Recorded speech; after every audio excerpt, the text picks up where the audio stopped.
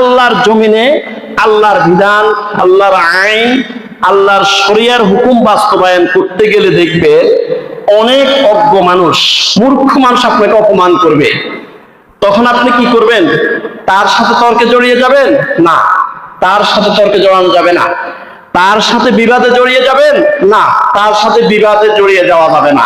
আল্লাহ পাক রব্বুল আলামিন ওই আদর্শটা আমাদেরকে বাতিয়ে দিয়েছেন।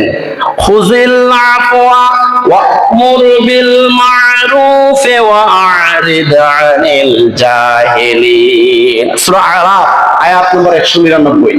আল্লাহ পাক রব্বুল আলামিন বলতেছেন, খুযিল আফওয়া, ও নবী সাল্লাল্লাহু আলাইহি ওয়াসাল্লাম, দিন প্রচার করতে গেলে দেখবেন যে অনেক অজ্ঞ মানুষ, মূর্খ মানুষ, জাহেল মানুষ আপনাকে অপমান করবে, আপনার সাথে তর্ক করতে আসবে।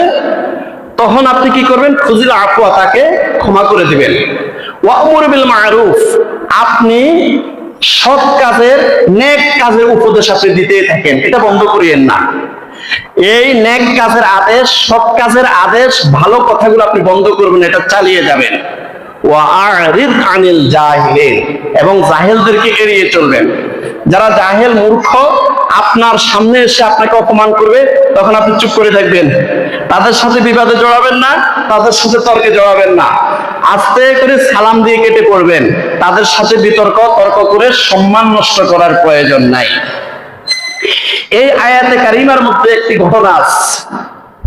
হুয়াইনা নামে এক জাহেল ব্যক্তি ছিল, মূর্খ ব্যক্তি ছিল। হযরত ওমর ফারুক রাদিয়াল্লাহু তাআলা আনহুর একজন পরামর্শক ছিলেন হযরত হুর রাদিয়াল্লাহু তাআলা আনহু।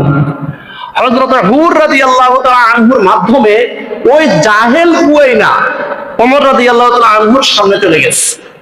সামনে গিয়ে হযরত ওমর রাদিয়াল্লাহু তাআলা আনহুকে অপমান করা শুরু করলো। হযরত ওমর রাদিয়াল্লাহু তাআলা আনহুর সামনে গিয়ে অসভ্য আচরণ করা শুরু করলো।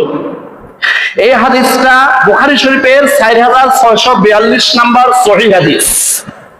ফালাম্মা দাখালা আলাইহি, যখন উয়াইনা হযরত ওমর রাদিয়াল্লাহু তাআলা আনহুর সামনে চলে গেল, কার মাধ্যমে? ওমর রাদিয়াল্লাহু তাআলা আনহুর একজন পরামর্শক ছিল, নাম হলো হুর রাদিয়াল্লাহু তাআলা আনহু। হযরত হুর রাদিয়াল্লাহু তাআলা আনহুর মাধ্যমে উয়াইনা একদম হযরত ওমর রাদিয়াল্লাহু তাআলা আনহুর সামনে চলে গেল। ফালাম্মা দাখালা আলাইহি, যখন ওমর রাদিয়াল্লাহু তাআলা আনহুর সামনে চলে গেল, ওয়ালাহি ইয়া ইবনুল খাত্তাব, তখন সে একটা তিরস্কার শব্দ উচ্চারণ করলো, হি হে খাত্তাবের ছেলে। নাউযুবিল্লাহি মিন যালিক। একদম জাহেলদের মতো, মূর্খদের